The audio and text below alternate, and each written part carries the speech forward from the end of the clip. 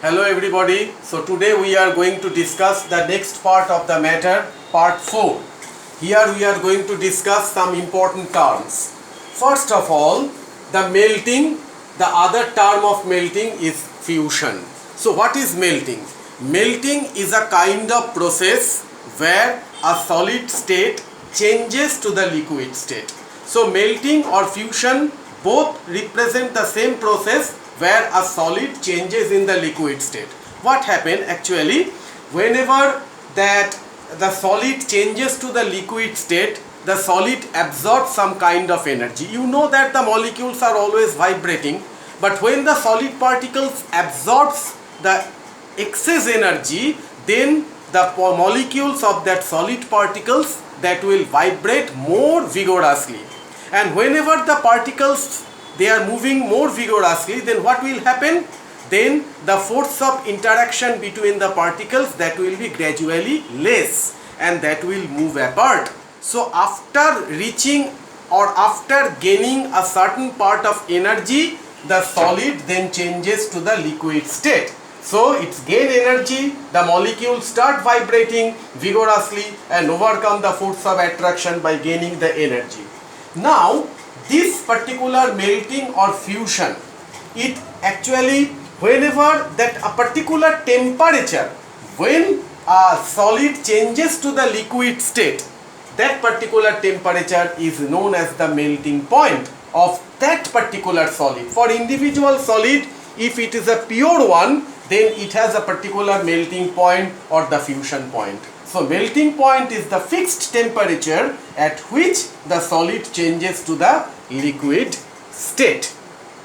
Next process is vaporization. The other term of vaporization is evaporation. So what actually happens in the vaporization or the evaporation, the liquid state changes to the vapor state or the gaseous state by absorbing energy. So the same thing happens when the energy absorbed by the liquid, the molecules of the liquid start vibrating more vigorously, and after attaining a particular energy, a particular point, then the liquid converts to the vapor state. And that particular point where the fixed temperature that which the liquid changes to the gaseous state, it terms as the boiling point. Now, what is the basic difference between the evaporation and the boiling? In evaporation and the boiling, in both the case, the liquid state changes to the vapor state. But the basic difference between the evaporation and the boiling is that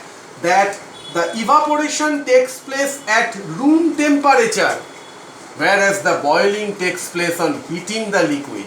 That means the evaporation, it's a surface phenomenon, but when the boiling takes place, the entire liquid participates that process, and where the liquid by heating it changes to the vapor state. So evaporation it takes at the room temperature, and the boiling it takes place on heating the liquid. But both the process, the liquid changes to the vapor state. But at which the particular temperature, say water starts boiling at 100 degrees Celsius. If the water is a pure water, then at particular temperature, that particular temperature is 100 degrees Celsius, then the water starts boil and it turns to the liquid state, to the vapor state or the gaseous state, and that is termed as the boiling point. Next is that condensation. The other term of the condensation is the liquefaction, where the gaseous state changes to the liquid state. That means the reverse thing happened. So here it absorbs some kind of energy in melting and the vaporization. But in condensation, the particles of that particular gas, on cooling, it loses its internal energy. So whenever it loses its internal energy, then the particles of that particular gas, it comes closer.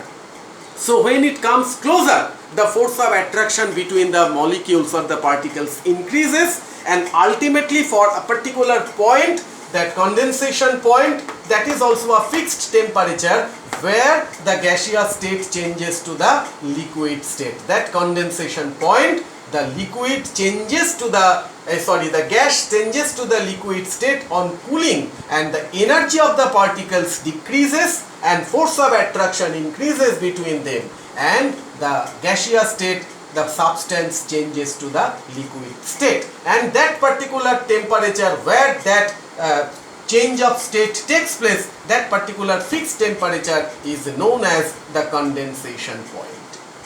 Next is that the freezing. The other term of the freezing is solidification. That freezing or solidification, here the liquid state changes to the solid state.